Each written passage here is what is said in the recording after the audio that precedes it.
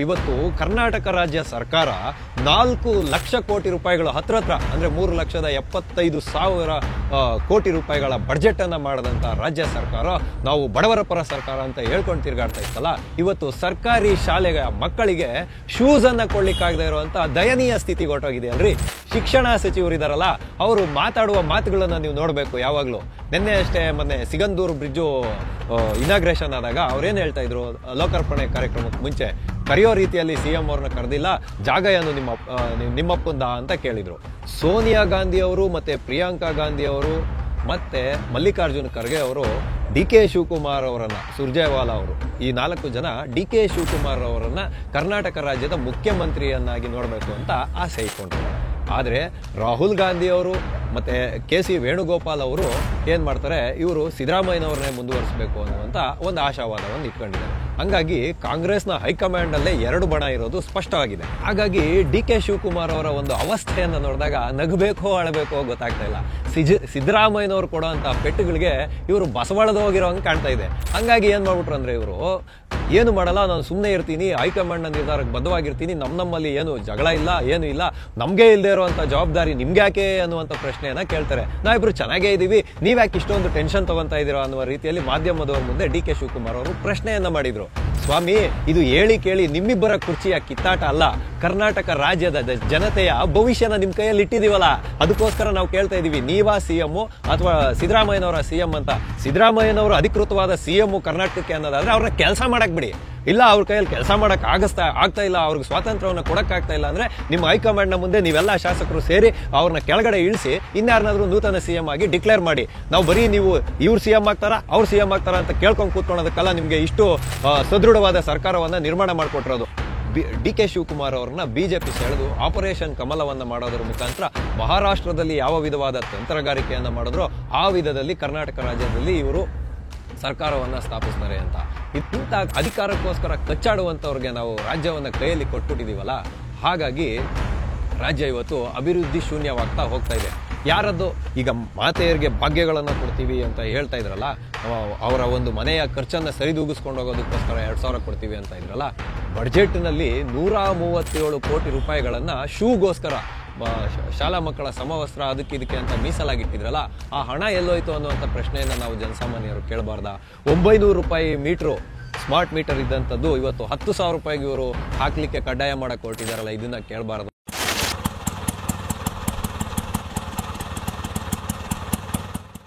TV ವಿಕ್ರಮದ ಸಮಸ್ತ ವೀಕ್ಷಕರಿಗೆ ಆಟೋವಾಲಾ ಕಾರ್ಯಕ್ರಮಕ್ಕೆ ಆತ್ಮೀಯವಾದ ಸ್ವಾಗತ.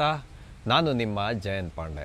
ಸ್ನೇಹಿತರೆ, ಆಟೋವಾಲಾ ಕಾರ್ಯಕ್ರಮಕ್ಕೆ ನಾವಿಂದು ಆಯ್ದುಕೊಂಡಂತಹ ವಿಷಯ ಅಕ್ಟೋಬರ್ ಕ್ರಾಂತಿ ಅಂತ ಹೇಳ್ತಾ ಕಾಂಗ್ರೆಸ್ ಪಕ್ಷ ಜನಗಳ ಬಾಯಲ್ಲಿ ವಾಂತಿಯನ್ನು ಬರೆಸ್ತಾ ಇದೆ. ಯಾಕೆ ಅಂತ ಹೇಳಿದ್ರೆ, ಇಲ್ಲಿ ಇವರ ಮುಖ್ಯಮಂತ್ರಿಯ ಗಾದಿಯ ಒಂದು ಬದಲಾವಣೆ ಮಾಡ್ತೀವಿ ಅಂತ ಜನಗಳ ಮಧ್ಯದಲ್ಲಿ ಹುಯಿಲನ್ನ ಎಬ್ಬರಿಸ್ತಾ ಇರೋದು, ಮತ್ತೆ ಇವರ ಆಂತರಿಕ ಕಚ್ಚಾಟ ಈ ಬೀದಿ ನಾಯಿಗಳ ಕಚ್ಚಾಟಕ್ಕಿಂತ ಜಾಸ್ತಿ ಮುಂದುವರೆದಂತೆ ಕಾಣ್ತಾ ಇದೆ. ಆದರೆ ಹೇಳಿ ಕೇಳಿ ಮನುಷ್ಯರಲ್ವಾ ನಾವು, ಹಂಗಾಗಿ ತೆರೆಮರೆಯ ಹಿಂದೆ ಇವರ ಕಚ್ಚಾಟ ತಾರಕಕ್ಕೆ ಏರಿರೋದು ಸ್ಪಷ್ಟವಾಗಿ ಕಂಡು ಬರ್ತಾ ಇದೆ. ಹಾಗಾಗಿ ಅಕ್ಟೋಬರ್ ಕ್ರಾಂತಿ ಆಗುತ್ತೋ ಇಲ್ವೋ ಗೊತ್ತಿಲ್ಲ, ಆದರೆ ಈ ವಿಷಯನ ಕೇಳಿ ಜನಗಳಿಗೆ ಬೇಜಾರಾಗೋಗಿದೆ. ಈತ ಕಡೆ ಸಿದ್ದರಾಮಯ್ಯ ಬಿಟ್ಕೊಡೋದು ಇಲ್ಲ, ಡಿ.ಕೆ. ಶಿವಕುಮಾರ್ ಸುಮ್ಮನೆ ಆಗೋದು ಇಲ್ಲ.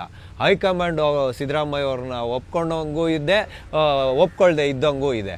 ಹಾಗಾಗಿ ಈ ಪ್ಯಾಟ್ರನ್ಗಳನ್ನು ನಾವು ನೋಡ್ತಾ ಇದ್ರೆ, ಇವರ ರಾಜಕೀಯದ ಪ್ಯಾಟ್ರನ್ ಅನ್ನು ನೋಡ್ತಾ ಇದ್ರೆ, ರಾಜ್ಯದ ಅಭಿವೃದ್ಧಿ ಕುಂಠಿತ ಆಗೋದ್ರಲ್ಲಿ ಯಾವುದೇ ವಿಧವಾದಂಥ ಅನುಮಾನ ನಮಗೆ ಬೇಡ. ಅದಕ್ಕಾಗಿ ಸ್ನೇಹಿತರೆ, ನಾವಿವತ್ತು ನಿಮ್ಮ ಹತ್ರ ವಿನಂತಿಯನ್ನು ಮಾಡ್ತಾ ಇರೋದು ಏನು ಅಂತ ಹೇಳಿದ್ರೆ, ನಾವು ಬದಲಾಗದ ಹೊರತು ಈ ದೇಶದ ಒಂದು ರಾಜಕೀಯ ಚಿತ್ರಣವನ್ನು ಬದಲಾಯಿಸಲಿಕ್ಕೆ ಸಾಧ್ಯವೇ ಇಲ್ಲ. ಯಾಕೆ ನಾನು ಈ ಥರ ಹೇಳ್ತಾ ಇದ್ದೀನಿ ಅಂತ ಹೇಳಿದ್ರೆ, ಇವತ್ತು ಕರ್ನಾಟಕ ರಾಜ್ಯ ಸರ್ಕಾರ 4 ಲಕ್ಷ ಕೋಟಿ ರೂಪಾಯಿಗಳು ಹತ್ರ ಅಂದರೆ 3,75,000 ಕೋಟಿ ರೂಪಾಯಿಗಳ ಬಡ್ಜೆಟನ್ನು ಮಾಡದಂಥ ರಾಜ್ಯ ಸರ್ಕಾರ ನಾವು ಬಡವರ ಪರ ಸರ್ಕಾರ ಅಂತ ಹೇಳ್ಕೊಂಡು ತಿರುಗಾಡ್ತಾ ಇತ್ತಲ್ಲ, ಇವತ್ತು ಸರ್ಕಾರಿ ಶಾಲೆಯ ಮಕ್ಕಳಿಗೆ ಶೂಸನ್ನು ಕೊಡ್ಲಿಕ್ಕಾಗದೇ ಇರುವಂಥ ದಯನೀಯ ಸ್ಥಿತಿಗೆ ಹೊರಟೋಗಿದೆ ಅಲ್ರಿ. ಶಿಕ್ಷಣ ಸಚಿವರಿದಾರಲ್ಲ, ಅವರು ಮಾತಾಡುವ ಮಾತುಗಳನ್ನು ನೀವು ನೋಡಬೇಕು. ಯಾವಾಗಲೂ ನಿನ್ನೆ ಅಷ್ಟೇ ಮೊನ್ನೆ ಸಿಗಂದೂರು ಬ್ರಿಡ್ಜು ಇನಾಗ್ರೇಷನ್ ಆದಾಗ ಅವ್ರೇನು ಹೇಳ್ತಾ ಇದ್ರು, ಲೋಕಾರ್ಪಣೆ ಕಾರ್ಯಕ್ರಮಕ್ಕೆ ಮುಂಚೆ ಕರೆಯೋ ರೀತಿಯಲ್ಲಿ ಸಿ ಎಂ ಅವ್ರನ್ನ ಕರೆದಿಲ್ಲ, ಜಾಗ ಏನು ನಿಮ್ಮಪ್ಪಂದ ಅಂತ ಕೇಳಿದರು. ನೋಡಿ, ಇಲ್ಲಿ ಯಾವುದೇ ಒಂದು ಪ್ರಾಜೆಕ್ಟ್ ಆಗಲಿ, ಯಾವುದೇ ಒಂದು ಕಾಮಗಾರಿ ಆಗಲಿ ನಡೀತಕ್ಕಂಥದ್ದು ಸಿದ್ದರಾಮಯ್ಯನವರ ಮನೆಯ ದುಡ್ಡಿಂದನೂ ನಡೆಯಲ್ಲ, ನರೇಂದ್ರ ಮೋದಿಯವ್ರ ಮನೆಯವರ ದುಡ್ಡಿಂದನೂ ನಡೆಯಲ್ಲ. ಅವರು ಅಲ್ಲಿ ನಮ್ಮೆಲ್ಲರ ಜವಾಬ್ದಾರಿಯನ್ನು ನಿಭಾಯಿಸಲಿಕ್ಕೆ ಮಾತ್ರ ಆ ಸ್ಥಾನವನ್ನು ಅಲಂಕರಿಸಿರ್ತಾರೆ. ನಮ್ಮೆಲ್ಲರ ತೆರಿಗೆ ದುಡ್ಡಿಂದ ಮಾತ್ರನೇ ಎಲ್ಲ ಕಾಮಗಾರಿಗಳು ನಡೀತಕ್ಕಂಥದ್ದು, ಯಾವುದು ಬೇಕೋ ಆ ಪ್ರಾಜೆಕ್ಟ್ಗಳು ನಡೀತಕ್ಕಂಥದ್ದು, ಅದನ್ನು ಲೋಕಾರ್ಪಣೆ ಮಾಡ್ತಕ್ಕಂಥದ್ದು. ಆದರೆ ಶಿಷ್ಟಾಚಾರಗಳಲ್ಲಿ ಯಾವತ್ತೂ ರಾಜಕೀಯವನ್ನು ಬೆರೆಸಬಾರ್ದು ಅಂತ ಹೇಳ್ತಕ್ಕಂಥದ್ದು ಅಷ್ಟೇ ಇಲ್ಲಿ ಮೂಲ ವಿಚಾರ. ಹಾಗಾಗಿ ಇವರನ್ನು ಅವರು ನಿಂದನೆಯನ್ನು ಮಾಡೋದು ಎಷ್ಟು ಮಟ್ಟಿಗೆ ಸಮಂಜಸ ಅನ್ನುವಂಥ ಪ್ರಶ್ನೆ ಬಂದಿದೆ. ಇರಲಿ, ನಾವಿವಾಗ ಮೂಲ ವಿಚಾರಕ್ಕೆ ಬರೋಣ. 3,75,000 ಕೋಟಿ ರೂಪಾಯಿಗಳ ಬೃಹತ್ ಬಡ್ಜೆಟನ್ನು ಮಂಡಿಸಿದಂಥ ಸಿದ್ದರಾಮಯ್ಯ ಇವತ್ತು ತನ್ನ ಕುರ್ಚಿಯನ್ನು ಉಳಿಸ್ಕೊಳ್ಳೋದಕ್ಕೋಸ್ಕರ ನಾನಾ ರೀತಿಯಾದಂಥ ನಾಟಕಗಳನ್ನು ಆಡ್ತಾ ಇರತಕ್ಕಂಥದ್ದು. ಯಾಕೆ ಕಾಂಗ್ರೆಸ್ಸಲ್ಲಿ 2 ವಿಧವಾದ ಬಣಗಳಿದೆ. ಇವತ್ತು ಕಾಂಗ್ರೆಸ್ನ ಹೈಕಮಾಂಡು ಅಡಕತ್ರಿಯಲ್ಲಿ ಸಿಗಾಕೊಂಡಿರೋದು. ಈ ಕಡೆ ಸಿದ್ದರಾಮಯ್ಯ ಅವ್ರನ್ನ ಬಿಡಂಗಿಲ್ಲ, ಡಿ ಕೆ ಶಿವಕುಮಾರ್ ಅವ್ರನ್ನ ಕರ್ಕೊಳ್ಳಂಗಿಲ್ಲ. ಆ ಪ್ಯಾಟ್ರನ್ ಹೆಂಗಿದೆ ಅನ್ನೋದನ್ನು ನಾನು ಇವತ್ತು ನಿಮ್ಮ ಮುಂದೆ ಹೇಳೋ ಅಂಥ ಪ್ರಯತ್ನವನ್ನು ಮಾಡ್ತೀನಿ. ನೋಡಿ, ಸೋನಿಯಾ ಗಾಂಧಿಯವರು ಮತ್ತು ಪ್ರಿಯಾಂಕಾ ಗಾಂಧಿಯವರು ಮತ್ತು ಮಲ್ಲಿಕಾರ್ಜುನ್ ಖರ್ಗೆ ಅವರು ಡಿ ಕೆ ಶಿವಕುಮಾರ್ ಅವರನ್ನು, ಸುರ್ಜೇವಾಲಾ ಅವರು, ಈ 4 ಜನ ಡಿ ಕೆ ಶಿವಕುಮಾರ್ ಅವರನ್ನು ಕರ್ನಾಟಕ ರಾಜ್ಯದ ಮುಖ್ಯಮಂತ್ರಿಯನ್ನಾಗಿ ನೋಡಬೇಕು ಅಂತ ಆಸೆ ಇಟ್ಕೊಂಡಿರೋದು. ಆದರೆ ರಾಹುಲ್ ಗಾಂಧಿಯವರು ಮತ್ತು ಕೆ ಸಿ ವೇಣುಗೋಪಾಲ್ ಅವರು ಏನು ಮಾಡ್ತಾರೆ, ಇವರು ಸಿದ್ದರಾಮಯ್ಯನವ್ರನ್ನೇ ಮುಂದುವರಿಸಬೇಕು ಅನ್ನುವಂಥ ಒಂದು ಆಶಾವಾದವನ್ನು ಇಟ್ಕೊಂಡಿದ್ದಾರೆ. ಹಾಗಾಗಿ ಕಾಂಗ್ರೆಸ್ನ ಹೈಕಮಾಂಡಲ್ಲೇ 2 ಬಣ ಇರೋದು ಸ್ಪಷ್ಟವಾಗಿದೆ.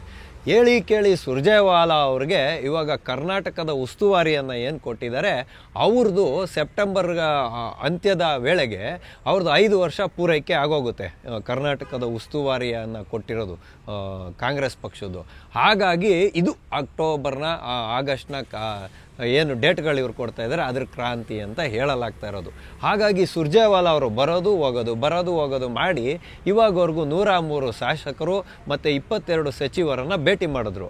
ಆದರೆ ಸಿದ್ದರಾಮಯ್ಯ ಎಂಥ ಪೊಟ್ಟುಗಾರ ಅಂತ ಹೇಳಿದ್ರೆ, ಈಗ ಯಾವಾಗೋ ಏನೇನೋ ಮಾತಾಡಬಾರ್ದು, ಯಾವಾಗೋ ಏನೇನೋ ಹೇಳಬಾರ್ದು, ಕಬ್ಬುಣ ಕಾದಾಗ ಬಡಿಬೇಕು ಅನ್ನೋದು ಸಿದ್ದರಾಮಯ್ಯ ಅವರ ವಾದ. ಹಂಗಾಗಿ ಇವಾಗ ಏನು ಮಾಡ್ಬಿಟ್ರು ಅಂದರೆ, ಸುರ್ಜೇವಾಲಾ ಅವರು ಕೆಳಗಡೆ ಇಳಿಯೋದಕ್ಕೆ ಮುಂಚೆ ತನ್ನ ಕುರ್ಚಿಯನ್ನು ಭದ್ರಪಡಿಸ್ಕೋಬೇಕು ಅಂತ ಏನು ಮಾಡಿದ್ರು ಅಂದರೆ, ಹೈಕಮಾಂಡ್ನಲ್ಲಿ ಯಾವುದೇ ಒಂದು ಸ್ಪಷ್ಟ ನಿರ್ಧಾರಕ್ಕೆ ಬರದೇ ಇರುವಂಥ ಸಮಯದಲ್ಲೇ ಮಾಧ್ಯಮಗಳ ಮುಂದೆ ಹೇಳಿಕೆಯನ್ನು ಕೊಟ್ಬಿಟ್ರು. ಏನಂತ ಅಂದರೆ, ಮುಂದುವರೆದ ಪೂರ್ಣಾವಧಿಗೆ ನಾನೇ CM ಕರ್ನಾಟಕಕ್ಕೆ ಅಂತ ಹೇಳ್ಬಿಟ್ರು. ಅದು ಎಲ್ಲ ರಾಷ್ಟ್ರೀಯ ಮಾಧ್ಯಮಗಳಲ್ಲೂ ಬಿತ್ತರ ಆಗೋಯ್ತು. ಇದನ್ನು ನೋಡಿದಂಥ ಡಿ ಕೆ ಶಿವಕುಮಾರ್ ಅವರು ಸುಮ್ಮನೆ ಇದ್ದಾರೆ. ಇವಾಗ ಅವ್ರು ಹೇಳ್ತಾ ಇರೋದೇನು, ನಾನು ಚೆಸ್ ಗೇಮ್ ಮಾಡ್ತೀನಿ ಅಂತ. ಆದರೆ ಅವರು ಮತ್ತೆ ಇನ್ನೊಂದು ಪುನರಾವರ್ತಿಸಿ ಯಾವುದೋ ಒಂದು ಕಾರ್ಯಕ್ರಮದಲ್ಲಿ ಹೇಳ್ತಾರೆ, ನಾವು ಕುರ್ಚಿಗೋಸ್ಕರ ಗುದ್ದಾಟವನ್ನು ಮಾಡ್ತಾ ಇರ್ತೀವಿ, ಹಾಗಾಗಿ ಅವಕಾಶ ಸಿಕ್ಕಿದಾಗ ಕುರ್ಚಿನ ಪಡ್ಕೊಂಬಿಡ್ಬೇಕು ಅಂತ. ಇಲ್ಲಿ ಯಾಕೆ ಅಂತ ಹೇಳಿದ್ರೆ, ಎಲ್ಲಿ ಸುರ್ಜೇವಾಲಾ ಅವರ ನಂತರ ಬೇರೆಯವ್ರನ್ನೇನಾದರೂ ಬದಲಾಯಿಸ್ಬಿಟ್ರೆ ಕರ್ನಾಟಕದ ಉಸ್ತುವಾರಿಯಾಗಿ, ಆವಾಗ ಇವ್ರಿಗೆ ಒಂದಷ್ಟು ಫೇವರಿಸಮ್ ಇಲ್ಲದೆ ಆಗೋಗುತ್ತೆ. ಅಂದರೆ ಇವರ ಪರವಾಗಿರೋವಂಥ ನಾಯಕರು ಹೈಕಮಾಂಡ್ನಲ್ಲಿ ಇಲ್ಲದೆ ಇದ್ದಂಗೆ ಆಗುತ್ತೆ. ಹಾಗಾಗಿ ಎಲ್ಲಿ ನನ್ನ ಕುರ್ಚಿಯ ಒಂದು ಪಡ್ಕೊಳೋದಕ್ಕೆ ಕಷ್ಟ ಆಗುತ್ತೋ ಅನ್ನುವಂಥ ವಾದ ಡಿ ಕೆ ಶಿವಕುಮಾರ್ ಅವರ ತಲೆಯಲ್ಲಿ ಓಡ್ತಾ ಇರತಕ್ಕಂಥದ್ದು. ಹಾಗಾಗಿ ಡಿ ಕೆ ಶಿವಕುಮಾರ್ ಅವರ ಒಂದು ಅವಸ್ಥೆಯನ್ನು ನೋಡಿದಾಗ ನಗಬೇಕೋ ಅಳಬೇಕೋ ಗೊತ್ತಾಗ್ತಾ ಇಲ್ಲ. ಸಿದ್ದರಾಮಯ್ಯನವ್ರು ಕೊಡೋ ಅಂಥ ಪೆಟ್ಟುಗಳಿಗೆ ಇವರು ಬಸವಳದು ಹೋಗಿರೋ ಹಂಗೆ ಕಾಣ್ತಾ ಇದೆ. ಹಾಗಾಗಿ ಏನು ಮಾಡ್ಬಿಟ್ರು ಅಂದರೆ, ಇವರು ಏನು ಮಾಡಲ್ಲ, ನಾನು ಸುಮ್ಮನೆ ಇರ್ತೀನಿ, ಹೈಕಮಾಂಡ್ನ ನಿರ್ಧಾರಕ್ಕೆ ಬದ್ಧವಾಗಿರ್ತೀನಿ, ನಮ್ಮಲ್ಲಿ ಏನು ಜಗಳ ಇಲ್ಲ, ಏನು ಇಲ್ಲ, ನಮಗೆ ಇಲ್ಲದೆ ಇರೋವಂಥ ಜವಾಬ್ದಾರಿ ನಿಮ್ಗೆ ಯಾಕೆ ಅನ್ನುವಂಥ ಪ್ರಶ್ನೆಯನ್ನು ಕೇಳ್ತಾರೆ. ನಾವಿಬ್ಬರು ಚೆನ್ನಾಗೇ ಇದ್ದೀವಿ, ನೀವ್ಯಾಕೆ ಇಷ್ಟೊಂದು ಟೆನ್ಷನ್ ತೊಗೊತಾ ಇದ್ದೀರೋ ಅನ್ನುವ ರೀತಿಯಲ್ಲಿ ಮಾಧ್ಯಮದವ್ರ ಮುಂದೆ ಡಿ ಕೆ ಶಿವಕುಮಾರ್ ಅವರು ಪ್ರಶ್ನೆಯನ್ನು ಮಾಡಿದರು. ಸ್ವಾಮಿ, ಇದು ಹೇಳಿ ಕೇಳಿ ನಿಮ್ಮಿಬ್ಬರ ಕುರ್ಚಿಯ ಕಿತ್ತಾಟ ಅಲ್ಲ, ಕರ್ನಾಟಕ ರಾಜ್ಯದ ಜನತೆಯ ಭವಿಷ್ಯನ ನಿಮ್ಮ ಕೈಯಲ್ಲಿ ಇಟ್ಟಿದ್ದೀವಲ್ಲ, ಅದಕ್ಕೋಸ್ಕರ ನಾವು ಕೇಳ್ತಾ ಇದ್ದೀವಿ, ನೀವಾ CM ಅಥವಾ ಸಿದ್ದರಾಮಯ್ಯನವರ CM ಅಂತ. ಸಿದ್ದರಾಮಯ್ಯನವರು ಅಧಿಕೃತವಾದ CM ಕರ್ನಾಟಕಕ್ಕೆ ಅನ್ನೋದಾದರೆ ಅವ್ರನ್ನ ಕೆಲಸ ಮಾಡಕ್ಕೆ ಬಿಡಿ. ಇಲ್ಲ ಅವ್ರ ಕೈಯಲ್ಲಿ ಕೆಲಸ ಮಾಡೋಕ್ಕೆ ಆಗ್ತಾ ಇಲ್ಲ, ಅವ್ರಿಗೆ ಸ್ವಾತಂತ್ರ್ಯವನ್ನು ಕೊಡೋಕ್ಕಾಗ್ತಾ ಇಲ್ಲ ಅಂದರೆ ನಿಮ್ಮ ಹೈಕಮಾಂಡ್ನ ಮುಂದೆ ನೀವೆಲ್ಲ ಶಾಸಕರು ಸೇರಿ ಅವ್ರನ್ನ ಕೆಳಗಡೆ ಇಳಿಸಿ ಇನ್ಯಾರನ್ನಾದರೂ ನೂತನ CM ಆಗಿ ಡಿಕ್ಲೇರ್ ಮಾಡಿ.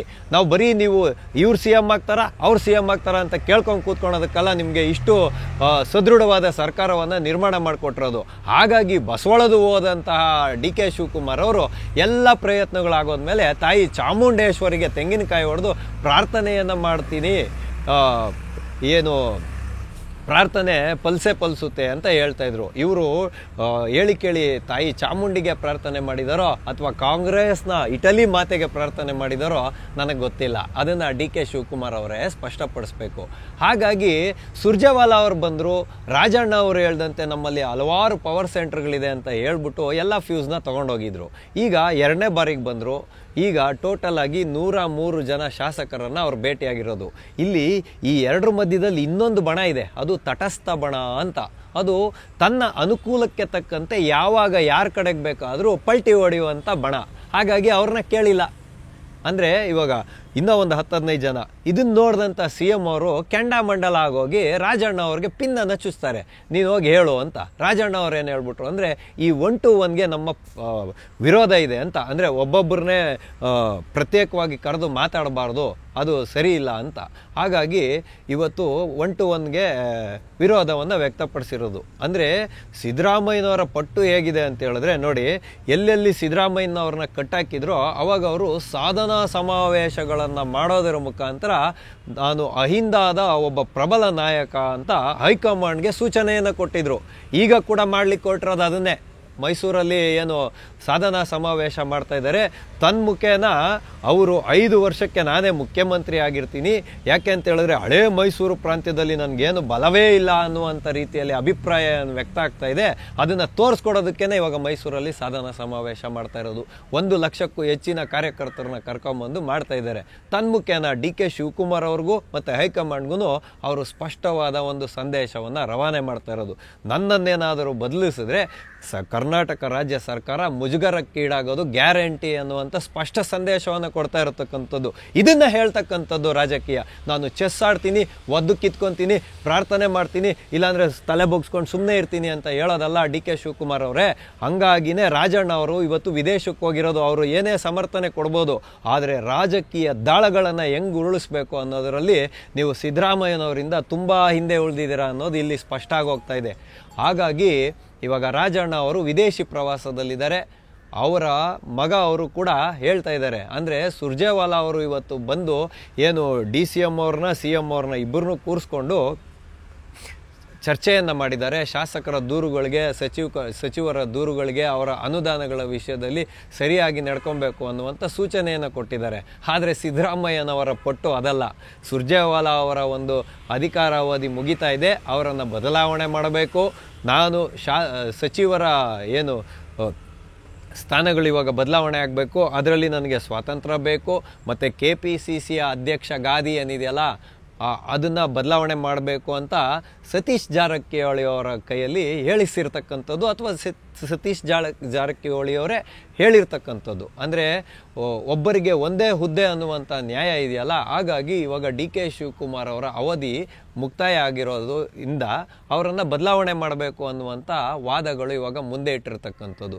ಇದೆಲ್ಲವನ್ನು ಮಾಡದೇ ಇದ್ದಾಗ, ಇದಕ್ಕೆ ಯಾವುದಕ್ಕೂ ಸ್ವಾತಂತ್ರ್ಯವನ್ನು ಕೊಡದೇ ಇದ್ದಾಗ, ನಾನು ಸಾಧನಾ ಸಮಾವೇಶದ ಮೂಲಕ ನನ್ನ ಬಲವನ್ನು ಹೈಕಮಾಂಡ್ಗೆ ತಿಳಿಸ್ತೀನಿ ಅನ್ನುವಂಥ ಒಂದು ಸ್ಪಷ್ಟ ಸಂದೇಶವನ್ನು ರವಾನೆ ಮಾಡಿರ್ತಕ್ಕಂಥದ್ದು. ಹೇಳಿ ಕೇಳಿ ಇನ್ನೊಂದು ವಿಚಾರ ಇಲ್ಲಿ ಹರಿದಾಡ್ತಾ ಇದೆ. ಅದೇನಂತ ಹೇಳಿದ್ರೆ, DK ಶಿವಕುಮಾರ್ ಅವ್ರನ್ನ BJP ಸೆಳೆದು ಆಪರೇಷನ್ ಕಮಲವನ್ನು ಮಾಡೋದ್ರ ಮುಖಾಂತರ ಮಹಾರಾಷ್ಟ್ರದಲ್ಲಿ ಯಾವ ವಿಧವಾದ ತಂತ್ರಗಾರಿಕೆಯನ್ನು ಮಾಡಿದ್ರೋ ಆ ವಿಧದಲ್ಲಿ ಕರ್ನಾಟಕ ರಾಜ್ಯದಲ್ಲಿ ಇವರು ಸರ್ಕಾರವನ್ನು ಸ್ಥಾಪಿಸ್ತಾರೆ ಅಂತ.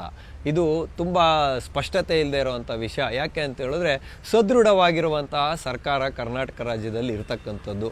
ಹೇಳಿ ಕೇಳಿ ಇವಾಗ 90ಕ್ಕೂ ಅಧಿಕ ಶಾಸಕರು ಸಿದ್ದರಾಮಯ್ಯನವರ ಪರ ಒಲವನ್ನು ಹೊಂದಿದ್ದಾರೆ ಅಂತ ಹೇಳ್ತಾ ಇದೆ. ಆದರೆ ಸುರ್ಜೇವಾಲಾ ಅವರ ರಿಪೋರ್ಟ್ ಪ್ರಕಾರ 60ರಿಂದ 70 ಅಂತ ಹೇಳ್ತಾ ಇದ್ದಾರೆ. ಇಲ್ಲಿ ತಟಸ್ಥ ಬಣ ಇದೆಯಲ್ಲ, ಅವರು ಯಾವಾಗ ಹೆಂಗ್ ಬೇಕಾದ್ರೂ ಟರ್ನ್ ಆಗ್ತಾರೆ ಅನ್ನುವಂಥ ಒಂದು ವಿಷಯ ಇಲ್ಲಿ ವ್ಯಕ್ತ ಆಗ್ತಾ ಇರೋದ್ರಿಂದ ಡಿ ಕೆ ಶಿವಕುಮಾರ್ ಅವರು ಅಂತಹ ಒಂದು ದುಸ್ಸಾಹಸಕ್ಕೆ ಕೈ ಹಾಕಲ್ಲ. ಅವರು ಕಾದು ನೋಡುವ ತಂತ್ರಕ್ಕೆ ಮೊರೆ ಹೋಗ್ತಾರೆ. ಯಾಕೆ ಅಂತ ಹೇಳಿದ್ರೆ ಈ ಒಂದು ಸಂದರ್ಭದಲ್ಲಿ ಕರ್ನಾಟಕ ರಾಜ್ಯದಲ್ಲಿ CM ಅವರ ಬದಲಾವಣೆ ಮಾಡಿದ್ರೆ ಬಿಹಾರದ ಒಂದು ಚುನಾವಣೆಯ ಮೇಲೆ ಅದರ ಪರಿಣಾಮ ಬೀರ್ತಕ್ಕಂಥದ್ದು ಸುಸ್ಪಷ್ಟ. ಯಾಕೆ ಅಂತ ಹೇಳಿದ್ರೆ ಬಿಹಾರದಲ್ಲಿ ಕೇಳಿ 67% ಅಹಿಂದ ಮತಗಳು ಇರ್ತಕ್ಕಂಥದ್ದು. ಹಾಗಾಗಿ ಎಲ್ಲಿ ಅಲ್ಪಸಂಖ್ಯಾತರ, ಹಿಂದುಳಿದವರ ಮತ್ತು ದಲಿತರ ಓಟ್ಗಳು ಕೈ ಬಿಟ್ಟು ಹೋಗ್ತವೋ ಅಂತ ಹೇಳುವಂತಹ ಒಂದು ವಾದವನ್ನು ಮುಂದೆ ಇಟ್ಕೊಂಡೇನೆ ಇವತ್ತು CM ಸಿದ್ದರಾಮಯ್ಯನವರನ್ನು ಕಾಂಗ್ರೆಸ್ನ ಹೈಕಮಾಂಡು ಹಿಂದುಳಿದ ಇದಕ್ಕೆ OBCಯ ಒಂದು ಸದಸ್ಯರನ್ನಾಗಿ, ರಾಷ್ಟ್ರೀಯ ಸದಸ್ಯರನ್ನಾಗಿ ಆಯ್ಕೆ ಮಾಡಿರ್ತಕ್ಕಂಥದ್ದು. ಅದರ ಬೈಠಕು ಕೂಡ ಬೆಂಗಳೂರಿನಲ್ಲೇ ನಡೀತಾ ಇದೆ. ಈ ಎಲ್ಲ ವಿಷಯಗಳನ್ನು ನೋಡಿದಾಗ ಡಿ ಕೆ ಶಿವಕುಮಾರ್ ಅವರು ಇವಾಗ ಮೌನಕ್ಕೆ ಮೊರೆ ಹೋಗಿರೋದು ಯಾಕೆ ಅನ್ನೋದು ನಮ್ಮೆಲ್ಲರಿಗೆ ಅರ್ಥ ಆಗುತ್ತೆ. ಆದರೆ ನಾವಿಲ್ಲಿ ನೋಡಬೇಕಾಗಿರೋದೇನು ಅಂತ ಹೇಳಿದ್ರೆ, ಇಂಥ ಅಧಿಕಾರಕ್ಕೋಸ್ಕರ ಕಚ್ಚಾಡುವಂಥವ್ರಿಗೆ ನಾವು ರಾಜ್ಯವನ್ನು ಕೈಯಲ್ಲಿ ಕೊಟ್ಬಿಟ್ಟಿದ್ದೀವಲ್ಲ, ಹಾಗಾಗಿ ರಾಜ್ಯ ಇವತ್ತು ಅಭಿವೃದ್ಧಿ ಶೂನ್ಯವಾಗ್ತಾ ಹೋಗ್ತಾ ಇದೆ. ಯಾರದ್ದು ಈಗ ಮಾತೆಯರಿಗೆ ಭಾಗ್ಯಗಳನ್ನು ಕೊಡ್ತೀವಿ ಅಂತ ಹೇಳ್ತಾ ಇದ್ರಲ್ಲ, ಅವರ ಒಂದು ಮನೆಯ ಖರ್ಚನ್ನು ಸರಿದೂಗಿಸ್ಕೊಂಡು ಹೋಗೋದಕ್ಕೋಸ್ಕರ 2000 ಕೊಡ್ತೀವಿ ಅಂತ ಇದ್ರಲ್ಲ, ಬಡ್ಜೆಟ್ನಲ್ಲಿ 137 ಕೋಟಿ ರೂಪಾಯಿಗಳನ್ನು ಶೂಗೋಸ್ಕರ, ಶಾಲಾ ಮಕ್ಕಳ ಸಮವಸ್ತ್ರ ಇದಕ್ಕೆ ಅಂತ ಮೀಸಲಾಗಿಟ್ಟಿದ್ರಲ್ಲ, ಆ ಹಣ ಎಲ್ಲೋಯ್ತು ಅನ್ನುವಂಥ ಪ್ರಶ್ನೆಯನ್ನು ನಾವು ಜನಸಾಮಾನ್ಯರು ಕೇಳಬಾರ್ದ? 900 ರೂಪಾಯಿ ಮೀಟ್ರು ಸ್ಮಾರ್ಟ್ ಮೀಟರ್ ಇದ್ದಂಥದ್ದು ಇವತ್ತು 10,000 ರೂಪಾಯಿಗೆ ಇವರು ಹಾಕಲಿಕ್ಕೆ ಕಡ್ಡಾಯ ಮಾಡೋಕ್ಕೆ ಹೊರಟಿದ್ದಾರಲ್ಲ, ಇದನ್ನು ಕೇಳಬಾರ್ದ? ಮತ್ತು ರಾಜ್ಯದ ಅಭಿವೃದ್ಧಿಗೋಸ್ಕರ ಭೂಮಿಗಳನ್ನು ವಶಪಡಿಸ್ಕೊಳ್ಳೋದ್ರಲ್ಲೂ ಕೂಡ ಇವರು ರಿಯಲ್ ಎಸ್ಟೇಟ್ ಮಾಫಿಯಾಗೆ ಬಗ್ತಾರೆ. ಅದ್ರ ಬಗ್ಗೆ ಕೇಳೋದು ಬೇಡ. ರಾಜ್ಯದ ಹಿತಾಸಕ್ತಿಗೆ ಧಕ್ಕೆ ಬರುವಂತಹ ವಾತಾವರಣಗಳನ್ನು ಸೃಷ್ಟಿ ಮಾಡ್ತಾರಲ್ಲ, ಅದ್ರ ಬಗ್ಗೆ ಕೇಳಬಾರ್ದ?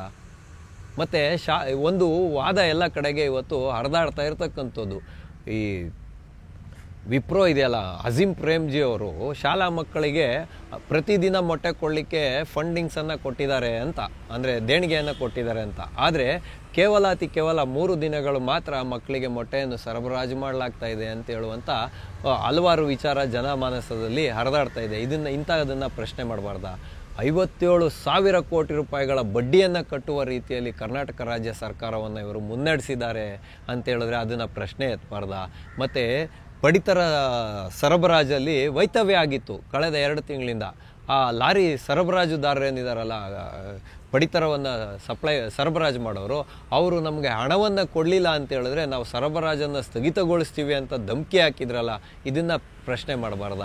ಜನೌಷಧ ಕೇಂದ್ರಗಳನ್ನು ತೆಗೆದಾಕ್ತೀವಿ ಅಂತೇಳಿ ಹೈಕೋರ್ಟಿಂದ ಚೀಮಾರಿ ಹಾಕ್ಸ್ಕೊಂಡ್ರಲ್ಲ, ಇದ್ರ ಬಗ್ಗೆ ನಾವು ಪ್ರಶ್ನೆ ಮಾಡಬಾರ್ದ? ಈಗ ಹೈಕೋರ್ಟ್ ಹೇಳಿದೆ ಜನೌಷಧಿ ಕೇಂದ್ರಗಳನ್ನು ನೀವು ತೆರವು ಮಾಡೋ ಅಗತ್ಯ ಇಲ್ಲ ಇರಲಿ ಅಂತ. ಯಾಕೆ ಅಂತ ಹೇಳಿದ್ರೆ ಇತ್ತೀಚೆಗಷ್ಟೇ ನನಗೂ ಕೂಡ ಒಂದು ಅನುಭವ ಆಯಿತು. ಪ್ರಾಥಮಿಕ ಆರೋಗ್ಯ ಕೇಂದ್ರದಲ್ಲಿ ಲಿವೋಸಿಟ್ರಿಜನ್ ಅಂತ ಹೇಳುವಂತಹ ಒಂದು ಟ್ಯಾಬ್ಲೆಟ್ ಕೂಡ ಲಭ್ಯತೆ ಇಲ್ಲದೆ ಇರುವಂಥ ಪರಿಸ್ಥಿತಿಗೆ ಇವರು ಕರ್ನಾಟಕ ರಾಜ್ಯ ಸರ್ಕಾರವನ್ನು ನಡೆಸ್ತಾ ಇದ್ದಾರೆ ಅಂತ ಹೇಳಿದ್ರೆ ಯಾವ ರೀತಿಯಾದಂಥ ಆಡಳಿತವನ್ನು ಸಿದ್ದರಾಮಯ್ಯನವರು ನಡೆಸ್ತಾ ಇರತಕ್ಕಂಥದ್ದು. ಇವತ್ತು ಬೆಳಗ್ಗೆ ಮಾಧ್ಯಮದಲ್ಲಿ ಒಂದು ಕಡೆ ನೋಡಿದೆ, ಅಲ್ಲಿ ಯಾವುದೋ ಹೊಲದಲ್ಲಿ ಹಂದಿ ಮೇಯ್ಲಿಕ್ಕೆ ಹೋದರೆ ಅಲ್ಲಿರುವಂಥ ಫಾರೆಸ್ಟ್ ಗಾರ್ಡ್ನ ಹಿಡ್ಕೊಂಡು ಕಲ್ಲಿಂದ ಹೊಡಿತಾ ಇದ್ದಾರೆ. ಅಂದರೆ ಹಂದಿ ತಪ್ಪಿಸ್ಕೊಂಡು ಬಂದು ಅರಣ್ಯ ಪ್ರದೇಶದ ಅಂಚಿನಲ್ಲಿರುವ ತೋಟದಲ್ಲಿ ಮೇಯ್ದಿದ್ದಕ್ಕೆ ಫಾರೆಸ್ಟ್ ಗಾರ್ಡ್ನ ಹಿಡ್ಕೊಂಡು ಜನರು ತಿಳಿಸ್ತಾ ಇದ್ದಾರೆ. ಅಂದರೆ ಕಾನೂನು ಸುವ್ಯವಸ್ಥೆ ಎಲ್ಲಿಗೆ ಹೋಯಿತು ಅನ್ನುವಂಥ ಪ್ರಶ್ನೆ ಬಂದಿದೆ. ಮತ್ತು ಇಲ್ಲಿ ಮಂಡ್ಯದಲ್ಲಿ ಯಾರೋ ಒಬ್ಬ ವೈರಮುಡಿ ಅಂತ ಹೇಳುವಂಥ ಒಬ್ಬ ಕಾಂಗ್ರೆಸ್ನ ಗ್ರಾಮ ಪಂಚಾಯಿತಿ ಸದಸ್ಯ ಅಲ್ಲಿರುವಂಥ PDOಗೆ, ಪಬ್ಲಿಕ್ ಡೆವಲಪ್ಮೆಂಟ್ ಆಫೀಸರ್ಗೆ ಧಮಕಿಯನ್ನು ಹಾಕುವಂತಹ, ಅಂದರೆ ಒಂಥರ ರೌಡಿಸಮು ಮತ್ತು ಮರುಕಳಿಸುವಂತಹ ಎಲ್ಲ ಒಂದು ಸಂದರ್ಭಗಳು ಇಲ್ಲಿ ಬರ್ತಾ ಇದೆ. ಹಾಗಾಗಿ ಕಾನೂನು ಸುವ್ಯವಸ್ಥೆಗೂ ಕೂಡ ಈ ಸರ್ಕಾರ ಬಿಗಿ ಪಟ್ಟುಗಳನ್ನು ಹಾಕದಿರ ಕೂತ್ಕೊಂಡು ತನ್ನ ಕುರ್ಚಿಯ ಕಾದಾಟವನ್ನು ಮಾತ್ರ ಮುನ್ನೆಲೆಗೆ ತಂದು ಇಂಥ ಎಲ್ಲ ವಿಷಯಗಳು ತೆರೆಮರೆಗೆ ಸರಿಯುವ ರೀತಿಯಲ್ಲಿ ನೋಡ್ಕೊಳ್ತಾ ಇರತಕ್ಕಂಥದ್ದೇ ರಾಜಕೀಯದ ತಂತ್ರಗಾರಿಕೆ. ಅದಕ್ಕೆ ನಾನು ಮೊದಲೇ ಹೇಳಿದ್ದು, ನಾವು ಯಾರು ಬದಲಾಗದ ಹೊರತು ಈ ರಾಜ್ಯವನ್ನಾಗಲಿ ರಾಷ್ಟ್ರವನ್ನಾಗಲಿ ಸುಭಿಕ್ಷೆ ಮಾಡೋಕ್ಕಾಗಲ್ಲ. ನಮ್ಮೆಲ್ಲರ ಪರಿಶ್ರಮದ ಹಣದಿಂದ ನಾವು ತೆರಿಗೆಯನ್ನು ಕಟ್ತೀವಿ. ಆ ತೆರಿಗೆ ಹೇಗೆ ವಿನಿಯೋಗ ಆಗುತ್ತೆ, ಅದು ನಮ್ಮವರೆಗೂ ತಲುಪ್ತಾ ಇದೆಯಾ ಅನ್ನುವಂಥ ಜವಾಬ್ದಾರಿಯನ್ನು ಕೂಡ ನಾವು ಇಟ್ಕೊಂಡಾಗ ಮಾತ್ರ ಬಾಬಾ ಸಾಹೇಬ್ ಅಂಬೇಡ್ಕರ್ ಅವರು ಬರೆದಂಥ ಸಂವಿಧಾನ ಸದೃಢವಾಗಿರುತ್ತೆ, ಪ್ರಜಾತಂತ್ರ ವ್ಯವಸ್ಥೆ ಸದೃಢವಾಗಿರುತ್ತೆ. ಇಲ್ಲದೆ ಹೋದಂತಹ ಪಕ್ಷದಲ್ಲಿ ಸಿದ್ದರಾಮಯ್ಯನವರಂತಹ ಮಜಾವಾದಿಗಳ ಕೈಯಲ್ಲಿ ಪ್ರಜಾತಂತ್ರ ವ್ಯವಸ್ಥೆ ಸಿಕ್ಕಾಕೊಂಡು ನಮ್ಮೆಲ್ಲರ ಭವಿಷ್ಯವು ಡೋಲಾಯನ ಆಗುತ್ತೆ ಅನ್ನುವಂಥ ವಿಚಾರವನ್ನು ನಿಮ್ಮೆಲ್ಲರ ಮುಂದೆ ಇಡುವುದರ ಮುಖಾಂತರ ಆಟೋವಾಲಾ ಕಾರ್ಯಕ್ರಮವನ್ನು ನಾವಿಂದು ಮುಗಿಸ್ತಾ ಇದ್ದೇವೆ. ಮುಂದೆ ಇಂತಹದ್ದೇ ಒಂದು ಕುತೂಹಲಕಾರಿಯಾದ ವಿಷಯದೊಂದಿಗೆ ನಾವೆಲ್ಲರೂ ಮತ್ತೆ ಭೇಟಿಯಾಗೋಣ. ಅಲ್ಲಿವರೆಗೂ TV ವಿಕ್ರಮವನ್ನು ಸಬ್ಸ್ಕ್ರೈಬ್ ಮಾಡುವುದರ ಮುಖಾಂತರ, ನಿಮ್ಮ ಸದ್ವಿಚಾರಗಳನ್ನು ಕಾಮೆಂಟ್ ಮಾಡುವುದರ ಮುಖಾಂತರ ಹಾಗೂ ಶೇರ್ ಮಾಡುವುದರ ಮುಖಾಂತರ ನಮ್ಮನ್ನು ಪ್ರೋತ್ಸಾಹಿಸಿ. TV ವಿಕ್ರಮ, ದೇಶ ನಿಮ್ಮ ಕೈಯಲ್ಲಿ. ಈ ಕಾರ್ಯಕ್ರಮ ನಿಮಗೆ ಇಷ್ಟ ಆಗಿದ್ದಲ್ಲಿ ಲೈಕ್, ಶೇರ್ ಹಾಗೂ ಕಮೆಂಟ್ ಮಾಡಿ. TV ವಿಕ್ರಮದ ಕಾರ್ಯಕ್ರಮಗಳನ್ನು ನಿರಂತರವಾಗಿ ವೀಕ್ಷಿಸಲು ಸಬ್ಸ್ಕ್ರೈಬ್ ಮಾಡಿ, ಬೆಲ್ ಐಕನ್ ಒತ್ತಿ.